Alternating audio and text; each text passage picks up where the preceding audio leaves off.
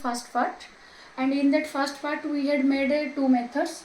Now we will do here another two methods. So the first one is by applying algebraic identity. How we will solve or factorize the algebraic expression by applying algebraic identities.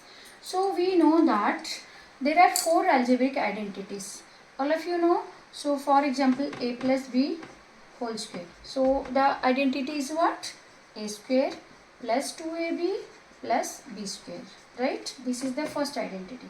Second identity is a minus b whole square equal to a square minus 2ab plus b square. Okay, so first let's take these two identity and solve the factorization.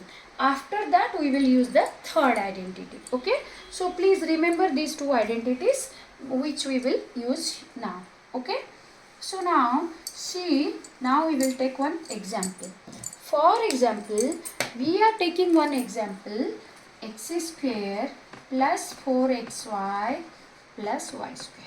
Okay, so now there are three terms, and in these three terms there is no common factor, right? So if there is no common factor, but it said, the question said factorize it, then what we will do? We need to think about the identities. Okay, it will not give you factorize it by applying the algebraic identities, but you need to think which identity, because there is no common factor and we can do the grouping method also. So here we need to apply the identity. So now let's start this one. So what? Now all terms are positive terms. So let's try to apply the identity a plus b whole square. Okay, a plus b whole square. And what is a plus b whole square? A square plus b square plus 2ab. Okay, so we can also write a square plus 2ab plus b square. So let's think this one is a square and this one is b square, right? So let's apply x whole square means a square. Okay, a square and b square, right? Plus we don't know about the 4xy, so we will not write first we will write here. So 2y whole square, right? 2y whole square means 2 2 ja 4y square. Okay, 2y whole square. Now we got this one is a and this one is b, right? So now we will write here 2x, x is a and b is 2y. Okay, so when we will multiply all these terms, then we will get 4xy, right? So we had factorized all these terms now. So now what? This is the formula of a plus b whole square. So we got this term here from here, right? So we will convert this one to this. So we will convert this one to this. So what? A is what? X plus b is what? 2y, x plus 2y whole square.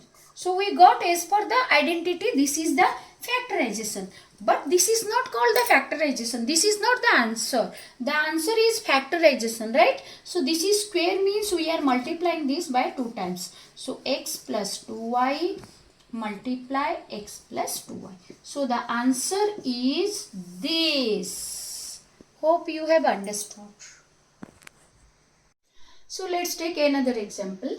So like I have taken here x square minus 6xy plus 36y square, right? So here see, here this one is positive, this one is negative and this one is positive. So we will try to take here a minus b whole square, right? So here the formula is a square plus b square minus 2ab, right? So we will apply this identity here. So you need to think, there is no common, so we will take like this. Okay, so what? X to the power square minus, we don't know about this, so we will not touch this part now. For here 6y whole square, right? Because 6 is the 36. So now here 2ab, the formula is 2ab. So a is here this one and b is here this one. So 2a is x and b is 6y, right? So now what we will do? X minus 6y whole square, right? So this is not the answer because it is the factorization question. So the answer we will need to expand. Okay, so x minus 6y, x minus 6y. Now this is my answer. Hope you have understood, right? So now we have discussed all three methods.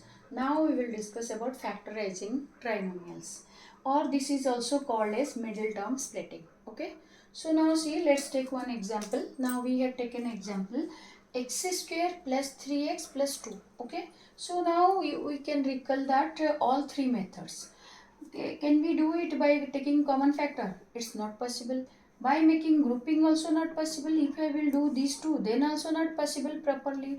And if I will use the identity, all three identity, those are also not possible here. Okay, a square plus b square, this is not possible. B square also, root 2 also, then also it is not possible for plus 2ab. Okay, so now what we will do, remember the formula. For example, x plus a multiply x plus b, right? So what is the answer? X square plus a plus b x plus ab, right? This is the fourth identity. What we have? No.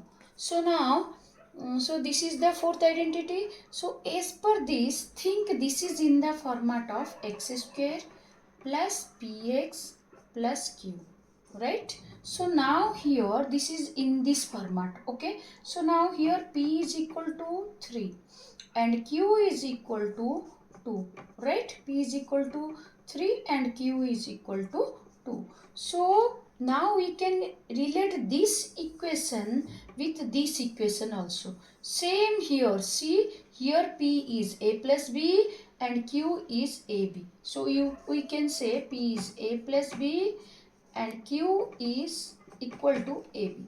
So now as per these two equation, we need to think 3 should be the addition of two integers, whereas 2 should be the multiplication of the same two integers.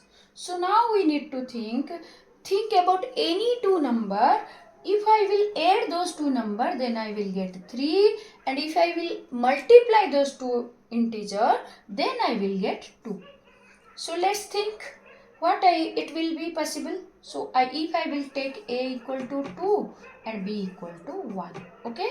So what will be possible? A plus b, 2 plus 1, 3, and a multiply b, 2 1 ja 2.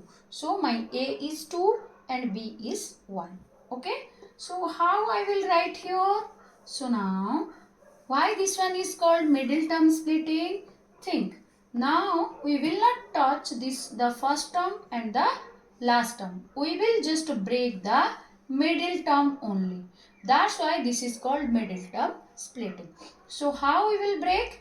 We got two number. One is 2, another one is 1. Okay, 2 1 ja 2. 2 plus 1, 3. So how we will write here? X square as usual. Okay, first term as usual. Then next what we will do? Plus, we will do 3x, right? So how we will write 3x? 2x plus x plus 2. 2 as usual. So we had broken this 3x as a 2x plus x, right? Now we will do grouping method.